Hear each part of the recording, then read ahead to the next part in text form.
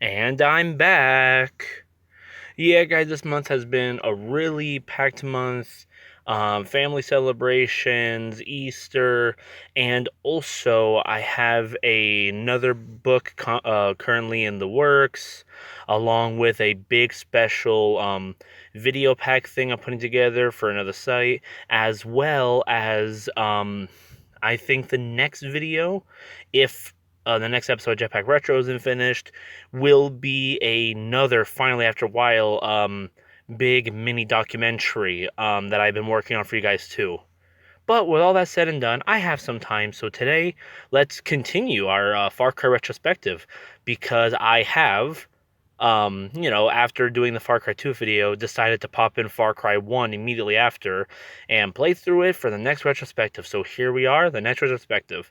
And yes, a little disclaimer before the video starts. I have and own the Far Cry Predator Instincts Xbox 360 version of the game. You know, the one that even comes with the bonus Far Cry, I think it's called Evolution DLC, as like an extra story. And that is what I'll be covering here today. I'll be covering that version, mostly due to the fact, no disrespect, but I play on console. I'm not that good at PC. And also, I did go online and take a look at the PC version, and I proceeded to laugh very hard. It's the original one feels more like, just a straightforward Half-Life clone, and the voice acting's hilarious. Nothing against the game, it's still fun, but I just prefer this one better. This one feels like it had more of a vision for the story, and they wanted to one-up the, narrative and voice acting more.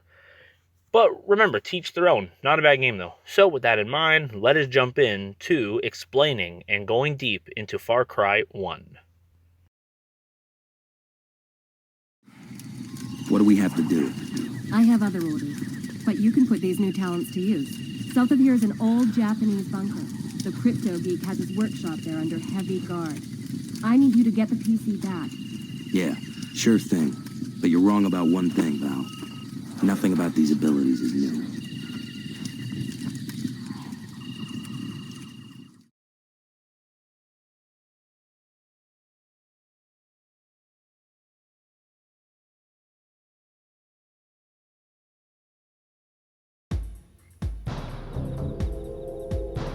Far Cry 1, you are just a simple gun-for-hire man that can get hired for all sorts of jobs. And then one day, this one girl hires you for a specific job getting close to a very heavily dangerous guerrilla-controlled island, which even you don't want to be there for. But as soon as she takes off with the moped attached to your boat to run in there, you get attacked for trespassing, and now you are lost on this dangerous island. The game is really good. I actually love it. It's done like the traditional Doom style, where it's more just straightforward, just holding your gun and shooting. More spray and pray instead of aim and tactical. But I don't mind. I had fun just blasting through enemies, keeping your cursor a bit up a few clicks. You could just blow those headshots with your pistol and stuff to kill them. And for gameplay wise, I love it. It's just a straightforward Doom style experience in a big open jungle with lots to collect and do. The stealth stuff really sold me too. I love being able to slide underneath broken buildings and then lay on your back to shoot through wood boards to headshot people with your silenced pistol.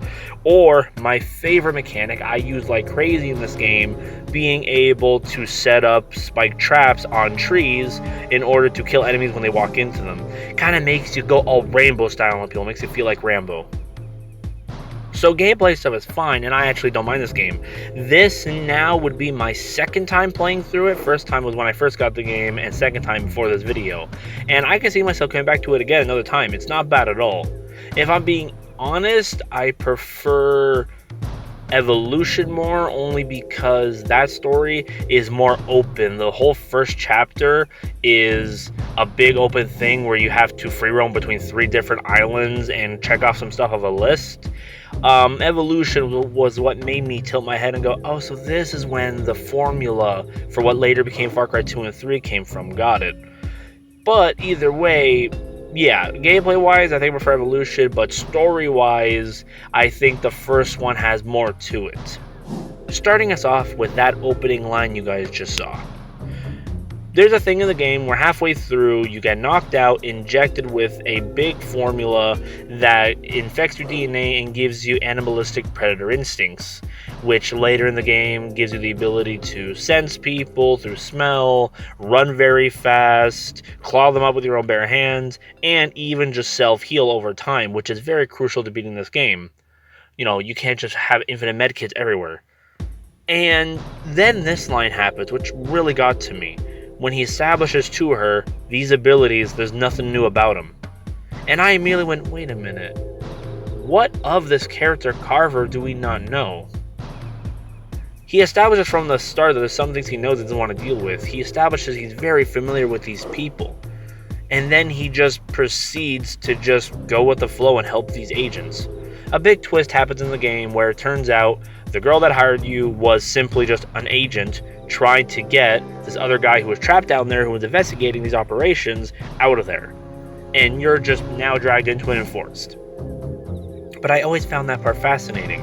As the story goes on, your character reveals that this is just common to him, this is normal. Even as he revealed to her, there's nothing new about these abilities, which makes you start to wonder, who is he then? It is true, because unlike other characters throughout the story, majority of all the characters in the story just become mutated monsters from the serum, or become beasts, or whatever the hell some of these things are. But only a few don't. Your character doesn't. To him it's normal, and he's able to use these abilities on a whim. The only other person that's also normal is the villain you end up fighting in the end. And the villain even has a big primal fight with you at the end of the story, where you have to run around, you can even rev a whole gun off a helicopter that crashed, and you just go nuts on him. Which, this boss did break on me a few times, where he just stood there and I couldn't proceed, but a few reloads and I was fine. And then it turns to this note where that guy kind of hints to you that there are more than just them on this island. There is a whole primal force, natives who have lived here for centuries, who already enhanced and lived with these powers. Some people may have their blood, and if they do, they just basically awaken what they already have inside of them. You and the villain were those people. You just awoken the gene inside of you from the culture you come from. So it shows a hint at the end of the game that, and from the dialogue of your character, that this stuff is nothing new to him. He is one of these native people of the islands that have these abilities. He has already grown up with things like this. He knows this already. All this did was open up Carver for a life beyond what he could possibly imagine ever happened.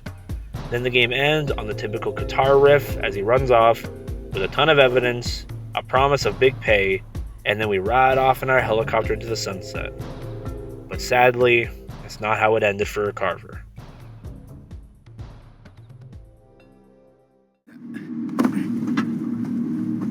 Oh God! Don't kill me, Carver. Please. I didn't know what else to do. I knew you'd kill him anyway. And that you were too Spare strong. me the tears. There was a time I would have done the same thing. It's just so human.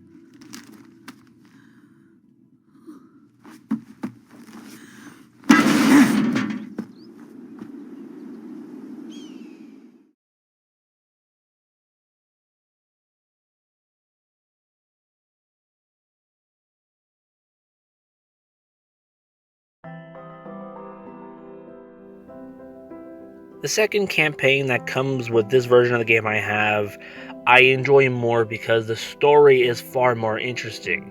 Instead of just a typical Half-Life style story of experiments and monsters, it ends up becoming a deep dive on something deeper than that. It ends up going into human nature itself and what it means to be human.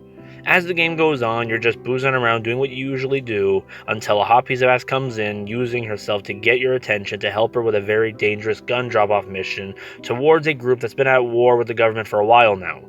You come in, easy as pie, but then it turns out you just get shit on and attacked by this animalistic force that now lives among these islands.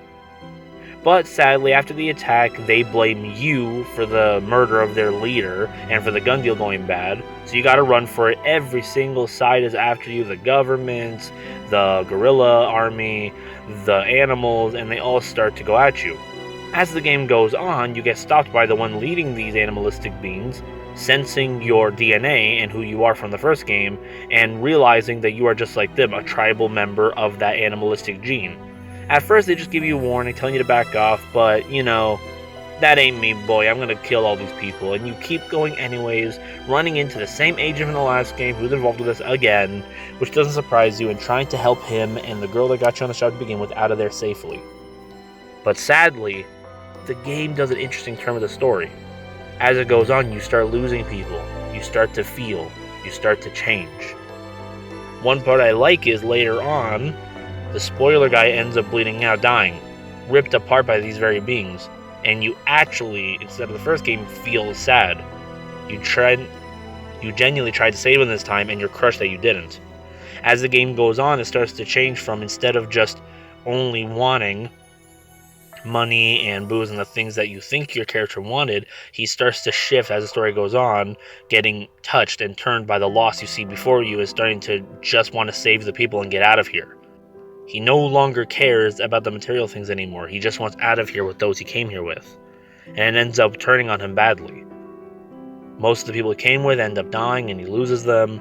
And then the one person left he thought he could trust ends up stabbing him right in the back just for her own selfish needs of money and freedom. To her, as she tells you after, when it turns out you did defeat the being and you go after her, and she thinks you're going to kill her, to her, that's normal. That's life. Of course she had to betray you. Of course she had to stab you. She had no other option in her mind. We've learned from many pieces of media and life itself that in the end of the day, there's always a choice, even if you think there isn't. Sometimes you could have done something. But just like in human nature, we are always afraid of the consequences of what could come from it. Sometimes that selfish need to survive or get what we want is what ends up taking over in the end of the day and influencing every decision we make. It's a very human trait. Which is why that last line your character says to her before leaving is so beautiful at the end of the story. He's not mad at her, he's not even upset, he's not even really feeling anything from it. He just shrugs, sighs, and just tells her the brutally honest truth of, well, yeah, I probably would have done the same thing back then. It's just so damn human to do. As he walks off into the sunset, where we won't see him for years, until Far Cry 2.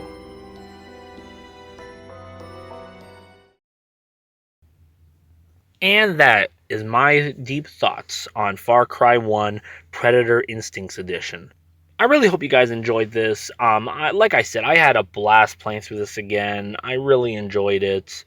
It was fun. It was really interesting to dive into it and see the story more for than just a regular Doom style shooter. And I had a blast. I genuinely had fun playing this and even writing this and, tearing back the layers and going deep into the story. The stuff that happened in Instincts Edition was genuinely beautiful to me, and I loved every second of it. I like the dialogue, I like the way your character Carver changes as time goes on, and I love all the stuff that happens around you. Evolution does exactly what the title promised. You actually evolve over time. And I just think that's really cool. I hope you guys enjoyed. As usual, just like with all the other videos, go ahead, just type away in the comments below. Let me know your thoughts on Far Cry 1. Which version you liked more, why you like it more, what you think of the story, and if you share these same opinions, or have your own to add too, because I genuinely love to go to the comments and discuss and read other thoughts and, opening my mind more to what else I might have missed within the story. Or if you have any questions too about the video, or recommendations for any videos in the future to discuss and deep dive on. It really meant a lot, guys. Like and subscribe. The usual thing that always helps me out so much with all that's going on. And I'll see you next time for what comes next. Bye, guys.